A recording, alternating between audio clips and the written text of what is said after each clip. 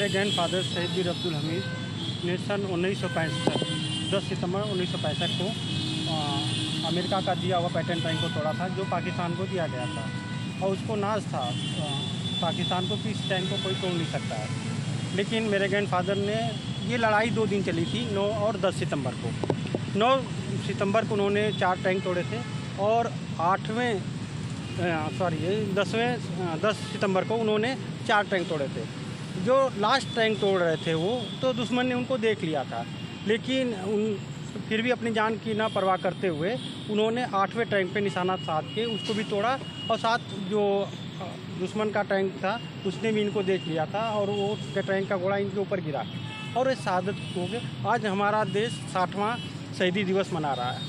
हम ही नहीं, ये पूरा मुल्क इस शहादत को मना रहा है और ये अच्छा पैगाम हमारे मुल्क में जा रहा है कि लोग आपस में भाईचारे के साथ रहें। चाहे हिंदू हो, मुस्लिम हो, सिख हो, ईसाई हो, सब इस देश के लिए जान न्यौछावर करने के लिए तैयार रहते हैं और समय समय पे लोग करते भी हैं। हम मेरे ग्रैंडफादर हैं, हमारा पूरा परिवार फ़ख्र महसूस करता है कि उस परिवार से हम लोग बिलोंग करते हैं। हम ही नहीं, ये पूरा देश के लोग इस बात का फ़ख्र करते हैं कि आज हम उनकी शहादत दिवस को मना रहे हैं कि उन्होंने ऐसा काम किया था, देश की रक्षा की थी और रक्षा करते हुए शहीद हो गए थे। 10 सितंबर क्योंकि शहीद वीर अब्दुल हमीद की शहादत दिवस होता है, इसमें इस बार 60वां शहीदी दिवस है। तो मैं समझता हूँ ख़ास तौर पे एक संस्था जो कि अंजुमन इदरीसिया, जो कि कहीं ना कहीं 52 साल पुरानी संस्था, उसने लगातार देश भर में अलग अलग जगहों पे हर जगह उन्होंने अपनी शहीदी दिवस वीर अब्दुल हमीद साहब की मनाई है। और मैं सोचता हूँ उनकी संस्था का जो आइकॉन हैं वो शहीद वीर अब्दुल हमीद हैं। लेकिन मैं असल में शहादत को किसी बिरादरी या किसी धर्म से जोड़कर नहीं देखता हूँ। शहादत देश के लिए अगर हुई है तो वो देश की है, वो हर तबके की है, हर धर्म की है। शहादत है, उसको हम सम्मान करते हैं। हमारे लिए राजगुरु सुखदेव, चाहे वो भगत सिंह हो, चाहे वो जो भी जिस तबके से भी आते हैं, अशफाक़ुल्लाह खान साहब, तो इन लोगों ने शहादत दी है, बेमिसाल हैं, उनका कोई इसका तोड़ नहीं है। लेकिन आज तुगलकाबाद एक्सटेंशन यहाँ पर एक बड़ा जो काम हुआ है, यहाँ के क्षेत्रीय विधायक हमारे माननीय चंदन कुमार चौधरी जी ने कहीं ना कहीं एक हम पर एक बहुत बड़ा एक एहसान भी है हम उनका, ये हम पे मैं कह सकता हूँ कि शहीद वीर अब्दुल हमीद की प्रतिमा कहीं ना कहीं हमारे इस इलाके में लगा करके ये इस इलाके के नौजवानों को एक मैसेज देने की कोशिश उन्होंने की है कि कुर्बानी असल में जो दी जाती है देश के लिए, शहादत जो दी जाती है, वो हर बच्चे तक उस शहादत का डंका बजना चाहिए, हर बच्चे तक उसके मैसेज जाना चाहिए कि देश सबसे पहले है। देश के लिए अगर कोई शहीद हो रहा है तो उसका सम्मान सबसे पहले है। तो उन्होंने ये सम्मान दे करके कहीं ना कहीं हम लोगों का दिल जीतने का जो काम किया है, मैं उनका और हमारी पूरी टीम उनका बड़ा आभारी है इस बात के लिए।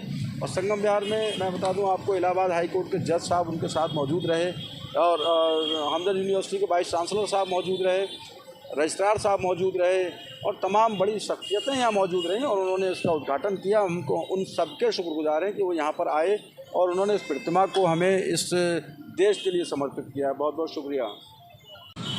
मन में बहुत गौरव आता है इस बात को लेकर कि वीर अब्दुल हमीद जो हैं वो हमारे शहीद हैं और केवल किसी कम्युनिटी के नहीं हैं, वो पूरे देश के हैं, मेरे हैं। और लोग यहाँ बोल रहे हैं कि उन्हें यहाँ सम्मान दिया गया, उन्हें यहाँ प्रतिष्ठित किया गया। तो मुझे ऐसा लगता है कि जिन लोगों ने यहाँ प्रतिष्ठित किया है, कमर भाई हूँ और मुशर्रफ भाई हूँ और उनकी पूरी टीम है, जिन लोगों ने प्रतिष्ठित किया है, तो असल में इनको सम्मान नहीं मिला, सम्मान हमें मिला है। आने वाली पीढ़ी को ये पता चलेगा कि वीर अब्दुल हमीद कौन थे। धीरे धीरे हम किताबों से इन चीज़ों को निकालते जा रहे हैं, भूलते जा रहे हैं, जहन से चीज़ें हटती जा रही हैं। जब तक इस प्रकार के कार्यक्रम नहीं होंगे, ऐसी चीज़ें नहीं होंगी, मैं अगली पीढ़ी के साथ कनेक्ट नहीं करवा पाऊँगा इनको। तो इनका हाथ पकड़ के अगली पीढ़ी को पकड़ाने की जिम्मेदारी मेरी है।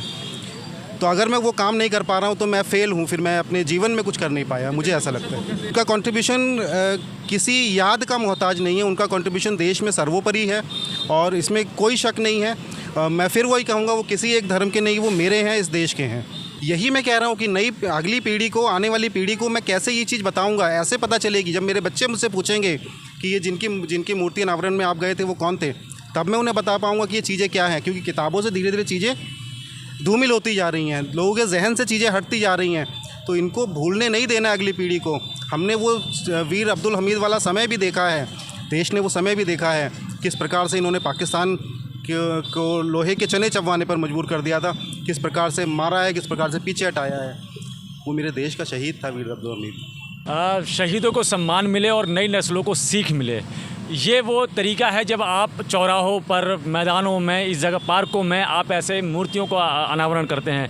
फिर हमारे छोटे बच्चे उनको देखते हैं और सीखते हैं और पूछते हैं, जैसा कि हमारे दीपक भाई ने और कमर भाई ने बताया।